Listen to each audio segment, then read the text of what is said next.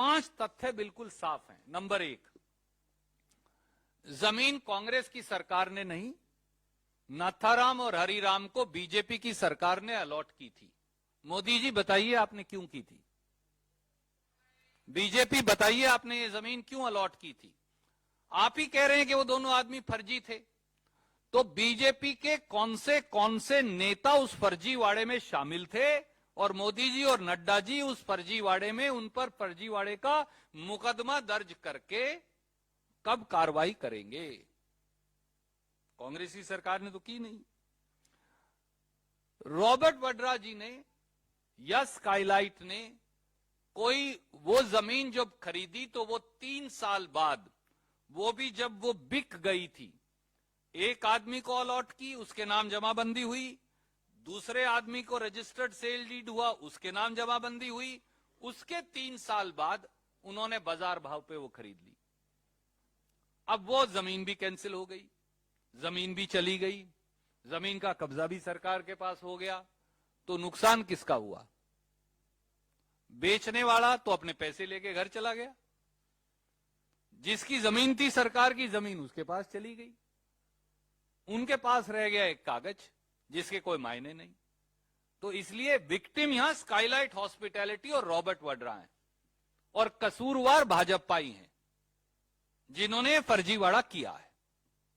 Number 3, अगर कुछ था तो भैया 2008 के बाद तो आप ही की सरकार थी, 2008 तक तो आपकी सरकार थी और 13 के बाद फिर आपकी सरकार थी 5 साल। कांग्रेस की तो 8 से 13 के बीच में ही थी, 14 के बाद फिर आपकी सरकार थी।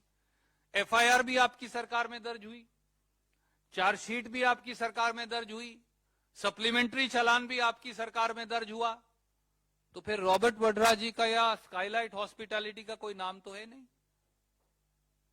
कहीं उनका नाम ही नहीं है, ना एक्यूज के तौर पर है, ना गवाह के तौर पर है, ना कहीं और है, इसलिए कि वो तो फाइनल विक्टिम वही है। और ईडी ने जो फर्जी ईसीआईआर दर्ज की, आज तक उसमें भी कोई चालान पेश नहीं किया, 2015 से 2022 तक। तो 15, 16, 17, 18, 19, 20, 21, 22, सर 8वां साल है।